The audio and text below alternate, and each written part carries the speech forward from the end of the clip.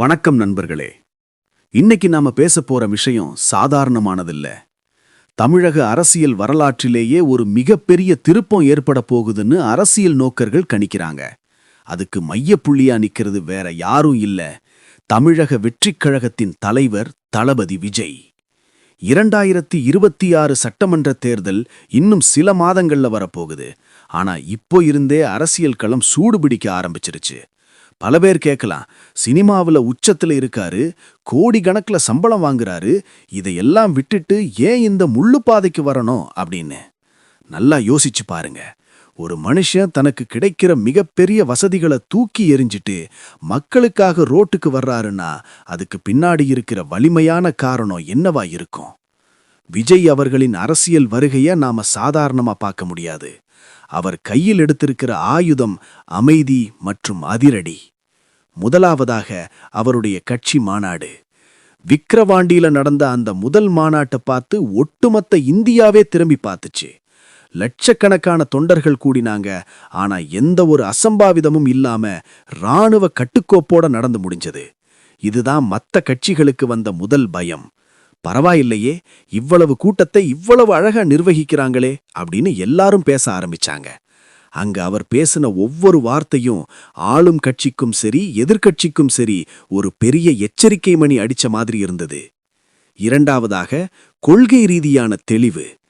பிறப்புக்கும் எல்லா உயிர்க்கும் அப்படின்னு வள்ளுவர் சொன்ன அந்த ஒரு வரிய தன்னோட அடிப்படை கொள்கையா அறிவிச்சாரு.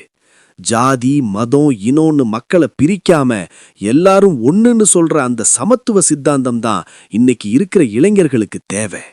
பெரியார், அம்பேத்கர், காமராஜர்னு தலைவர்களோட வழியில போறேன்னு சொல்றது சாதாரண விஷயம் இல்ல. இது தமிழ்நாட்டு அரசியல்ல வேரூன்றி இருக்கிற திராவிட சித்தாந்தத்தையும் தேசிய பார்வையையும் இணைக்கிற ஒரு முயற்சி. மூன்றாவதாக தளபதி 69 திரைப்படம். இப்போ அவர் நடிச்சுக்கிட்டு இருக்கிற கடைசி படம் வெறும் சினிமா கிடையாது, அது அவரோட அரசியல் தேர்தல் அறிக்கைன்னு கூட சொல்லலாம். அந்த படத்தோட ஒவ்வொரு காட்சியும் ஒவ்வொரு வசனமும் வரப்போற எலெக்ஷனை மனசுல வச்சுதான் செதுக்கப்படுது. அந்த படம் வெளியாகும்போது தமிழ்நாட்டுல ஒரு மிகப்பெரிய அலை உருவாகும். அந்த அலைய வாக்குகளா மாத்துறதுக்கு தான் இப்பவே பூத் கமிட்டி வேலைகள் நடந்துகிட்டு இருக்கு. நான்காவதாக அடிமட்ட தொண்டர்கள் மற்றும் பெண்கள் வாக்கு வங்கி. எம்ஜிஆருக்கு அப்புறம் இவ்வளவு பெரிய ஆதரவு இருக்கிற ஒரே தலைவர் விஜய் தான். தாய்மார்கள் அவரை சொந்த பையனா பாக்குறாங்க, தங்கச்சிகள் அவரை அண்ணனா பாக்குறாங்க. அரசியல்ல ஜெயிக்கிறதுக்கு இந்த சென்டிமெண்ட் ரொம்ப முக்கியம்.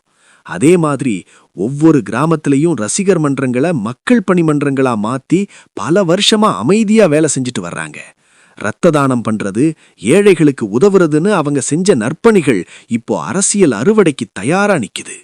ஐந்தாவதாக கூட்டணி கணக்குகள். விஜய் தனித்து போட்டியிடுவாரா இல்ல கூட்டணி வைப்பாரான்னு பல விவாதங்கள் போய்கிட்டு இருக்கு. ஆனா நமக்கு கிடைச்ச தகவல் என்னன்னா, அவர் மக்களோட தான் கூட்டணி வைக்க போறாரு. ஊழலற்ற நிர்வாகம் அப்படிங்கிறது தான் அவரோட தாரக மந்திரம். 2026ல ஒருவேளை தொங்கு சட்டமன்ற அமைஞ்சா கூட கிங் மேக்கரா இல்லாம கிங்காகவே உட்காரணுங்கிறது தான் அவரோட திட்டம். எதிர்ப்புகள் வரலாம், விமர்சனங்கள் வரலாம். புதுசா வந்திருக்காரு, இவருக்கு என்ன தெரியும்னு கேட்கலாம். ஆனா 30 வருஷமா சினிமாவில் ஜெயிச்சது மட்டும் இல்லாம மக்களோட நாடி துடிப்ப நல்லா தெரிஞ்சு வச்சிருக்கிறவர் தளபதி விஜய். அமைதியா இருக்காருன்னு யாரும் தப்பு கணக்கு போட வேண்டாம். அந்த அமைதிக்கு பின்னாடி ஒரு பெரிய புயல் காத்துக்கிட்டு இருக்கு. முடிவா ஒன்னு சொல்லிக்கிறேன், மாற்றம் வேணும்னு நினைக்கிற ஒவ்வொருத்தரும் உற்று நோக்கிட்டு இருக்கிற இடம் டிவிகே. 2026 தேர்தல் களம் நிச்சயம் ஒரு சரித்திரத்தை எழுத போகுது. அந்த சரித்திரத்தை எழுத போறது நீங்க தான். உங்களுடைய கருத்து என்ன?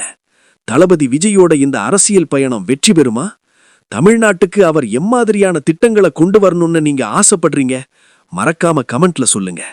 இந்த தகவல் உங்களுக்கு பிடிச்சிருந்தா மத்தவங்களுக்கும் ஷேர் பண்ணுங்க. நன்றி.